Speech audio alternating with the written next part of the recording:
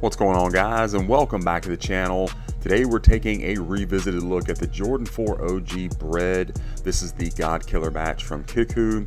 Before we get into them, I want to remind you this video and all the content on my channel is for educational and entertainment purposes only. If you haven't already, guys, hit that like and subscribe button while you're here. Be sure to comment as well, really helpful. You can then also follow me on Instagram and TikTok. All that's going to be in the description of the video. Guys, I appreciate all your support. Let's take a look at these Bred 4s. So word is that these are going to be coming back this year, hopefully in the closest to the OG form. This is the 2019 release. I'm sure this year we'll be getting, the new SB shape, maybe materials improved and whatnot. So I'm looking forward to that. In the meantime, though, these are looking nice as well, and we can get our hands on these right away. Again, this is the God Killer batch from Kickwho. All their information is right there. It'll be in the description, including that discount code kvegas. Be sure to use that. And let's dive into these 4s. So you got your Jordan 4 outsole with that nice bright red at the heel and your stars. Cement gray in the middle.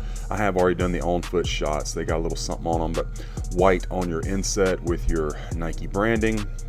Midsole on this one, guys, is going to be a semi-gloss paint finish. There is your exposed air unit. And then going around the medial side, pretty good clean lines on our paint job, nice and crisp. Everything looks pretty good. Let's check out the toe box area. This is something I always look for when there's a color change going from the stars to the rest of the outsole, and it's a pretty crisp line. They did a good job on that. Good line on the stitching as well.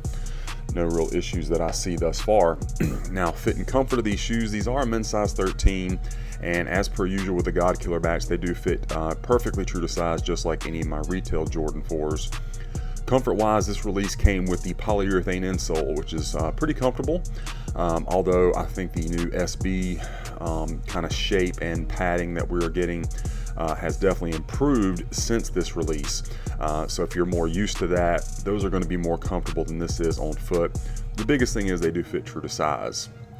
Now the upper of this release, guys, again, this is more the older Jordan 4 shape.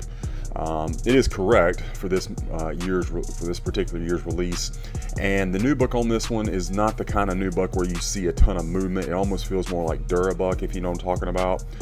It does have the piping along the edges of the material, and this black, it does pick up dust pretty easily. Pretty good shape on the toe box. Again, I think that's something that will be improved upon this year, and bounce back is pretty good. You got our black laces, black mesh, and black netting, of course. Then, of course, you got your flight patch with the red Jumpman and the white flight script. It is the much more thinner padded tongue that we were getting. Again, this era of Jordan 4s that has been changed with the SB. Now, the padding all over the shoe, I think, is improved, but certainly on the tongue. And I think that really adds to the comfort of the shoe. Kind of hugs your foot in a more pillowy way, if that makes sense. You got your cement gray on the sock liner, and then you see that red insole down in there with the branding. I did remove it from the other shoe, so we'll take a look at that in a little bit. Got your gray lace crowns, does have the extra holes punched through, of course. It is the larger netting patch that we used to get. Now the SB shape, that is a little bit smaller, so I'm sure that will be different for this year's release.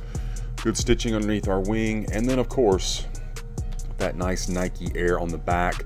I remember when these first came out, everybody was so hyped that was finally back. The previous release of these shoes, the retros anyway, like in 2012, I want to say, had the Jumpman, and of course that was not, it was okay because we did get the shoe, but it just wasn't right. To me, I don't think this shoe ever looks right without that Nike Air. So, but the tab looks good and bounces back just fine. It is a softer tab than what we would have gotten a few years prior to this. They had started changing that to a little bit softer tab, so that's a good thing. And then that Nike Air in gray looks pretty good. Medial side, just a mirror image basically of the lateral. Let's go ahead and bring in the left one, guys. Take a look at this classic. Looking very nice. Again, I'm excited. I can appreciate this one while still looking forward to the 2026 release with that newer shape. I think there's a place for all of them, and it's just a timeless shoe anyway. Back of this one, everything looks great. Give you another shot of that branding on the tab. You can see the edges there of the material. And again, guys, this one, the material is just different. It's more, to me, again, it feels more like a Durabuck than actual nubuck. So who knows what we'll actually get this year's release. Medial side, again, paint looking good, as does your outsole.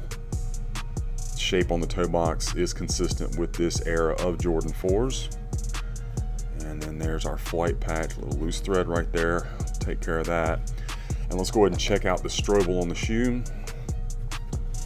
So you got that white strobel. Of course, you can see the size down there, men's 13. The extra threading has been taped down. You can see the black stitching around the strobel. Of course, has the elastic bands on both sides with your Air Jordan tag. Size tag is always a challenge on some of these 4s where they put it way down there. I don't know how helpful that was, guys. I'm sorry.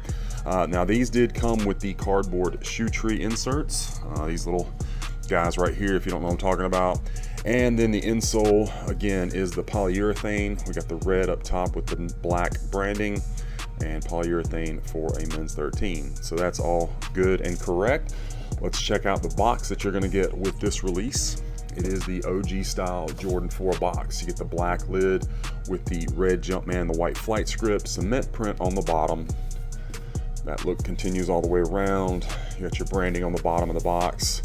Your little window, Jumpman Air, and your box label is Air Jordan 4 Retro.